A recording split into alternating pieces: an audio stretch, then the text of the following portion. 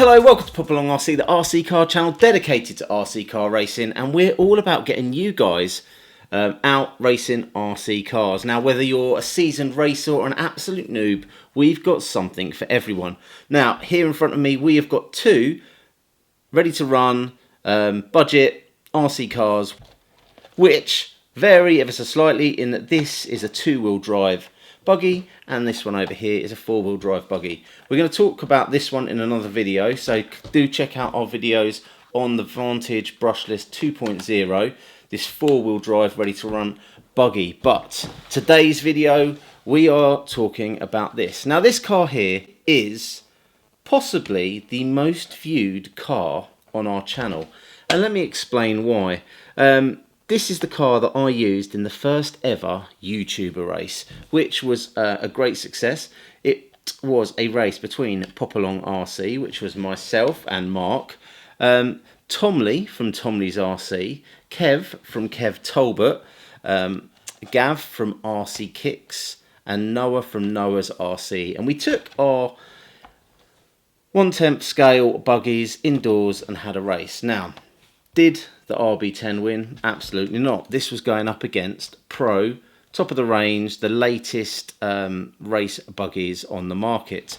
However, it did do surprisingly well, and I gave Tomley, running his Team Associated B6.4, a run for his money. So this is quite a capable entry-level car. Now, since that video, this car has been used by a number of people. This is my sort of lend out car for people that want to give it a go.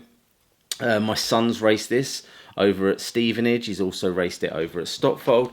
This car has had a lot of abuse, but seeing as it is possibly our most viewed car on the channel, I thought it deserved a little bit of TLC and a bit of attention. So in this video, I'm going to show you some little tricks and tips for cleaning up your cars and getting them almost as good as new. So if we have a quick look at this car, we have got lots of build-up of dirt and all the little fibres off of the Astro tracks. In terms of the shocks, they don't feel that good. I think they have lost a little bit of oil over the years. I say this car is a couple of years old now. In terms of breakages, I've been very lucky with this car. I've not had any issues whatsoever. However, there is a little bit of where the bearings are a little bit clogged up with dirt. So I'm going to clean all of these out through the process.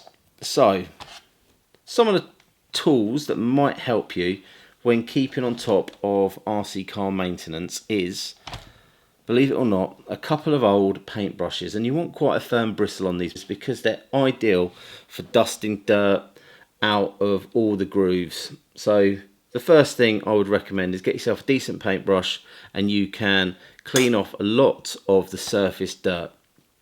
We also use brake cleaner and WD-40. The WD-40 we often spray on the plastics when the cars go into storage, and what that does is almost softens the plastic a little bit, which gives it a little bit more flex, especially on cold days. This plastic can become brittle and you're more likely to break parts. So a little bit of WD-40 can actually help you minimize breakages just by sort of giving a little bit of flex to that plastic. Anyway, so brake cleaner is also great for cleaning off shells and cleaning off dirt and stickers and things like that. But we need to do a little bit more than just clean this car. So the first thing I need to do is take off the shocks and give those a service. And as you can see, there is not a lot of oil left in these shocks. Therefore, I gave them a full service and top them up. Now, when you are filling up shocks, if you put too much oil in, you'll get something called pack. And what that means is when you squeeze the shock, it won't shut because there's too much pressure for the piston to move through. So that means you've put too much oil in. Let some out. You want that shock to be able to move in and out, and you want, when you push it in, you want it to sort of gently push out a little bit, not too much.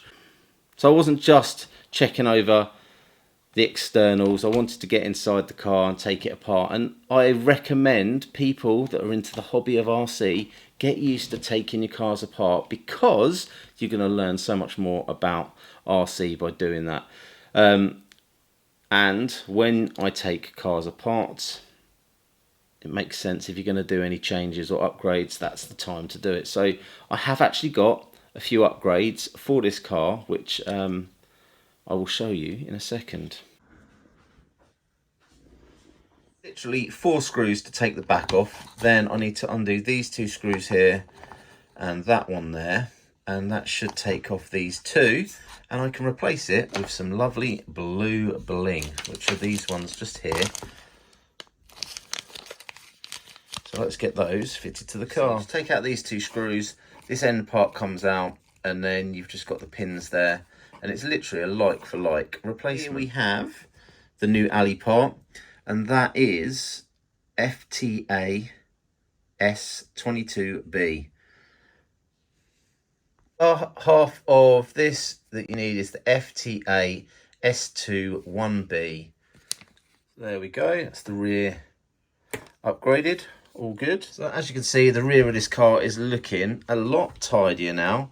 Gonna pop the wheels back on, and then we can take a look at the front, which still has got a lot of work to be done. In the front off the car, I'm going to give this a proper clean out. Again, servo saver still nice and tight, so I don't need to change anything there. So I'm going to clean this up. Why I've got it off, again, I'm going to add a few little hop-ups to the car. So first thing we've got here is the aluminium front bulkhead, and that is going to go in here. Hopefully that's going to add a little bit of weight to the front of the car and will improve handling. So I'm guessing this is going to be a little bit heavier than the plastic one that comes in it. I'm going to clean up this, and I am going to rebuild the shocks over here. So the car is in pieces. This bit's for the bulkhead, which is that part there, which we're going to replace. Let's just have a little look. There they are. So the bulkhead is FTA S24B, and that should be a like for like replacement.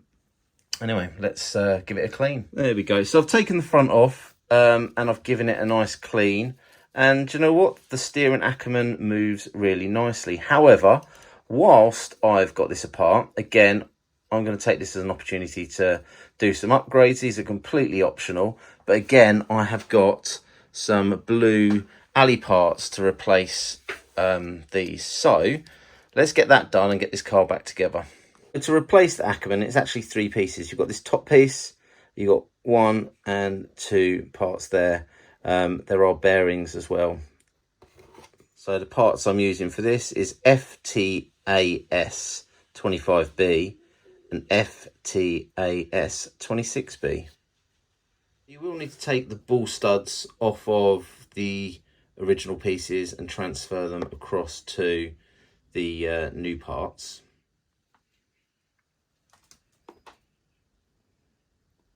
So when you put it back together, it's important that it's all moving quite freely, and you can see that it's nice and loose. If you crank these down too tight, it will stick a little bit. So I tightened them up, then let them off a little bit, and moving nicely. So that goes in nice and simply. Literally take these 2 screws out of the bottom. Here, the silver plate slides off, and then the pins come out, pop it straight back in. Really simple switch on that one, but I still need to rebuild these shocks and tidy up these arms. So there you go, the car is pretty much serviced and clean and good to go. I've got a few little nicks here in the arms, but I've checked them, they're not damaged.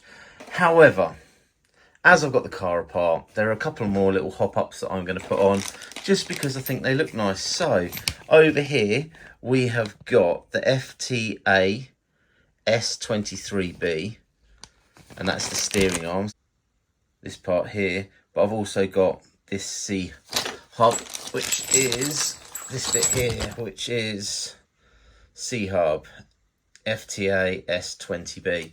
So I'm going to chuck those on and get this car put back together, and it's good to go. There's a little screw on the back here that you take out, and then you can push this pin out, and then the whole of the front end comes off. What I've done is just pop the bearings out of there. I'm giving them a little bit of a clean. So once they're all cleaned up, make sure they're not seized, I'll put them back in, but this time I'll be using the newer parts. I'm reusing the bearings, but I'm also reusing the ball studs. So I need to take the ball studs off of this one over here and add it onto these. Now in situ, I just need to put this screw back in. So you hold on to this part with a plier, and then you put the screw in the back.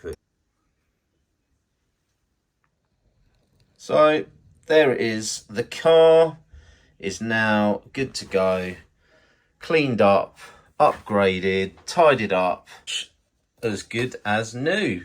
And with the upgrades, probably a little bit better. The oil-filled shocks, they feel pretty good. There might be a little bit too much pack in the front shocks, which means there's a little bit too much pressure. So they could do with being a little bit softer.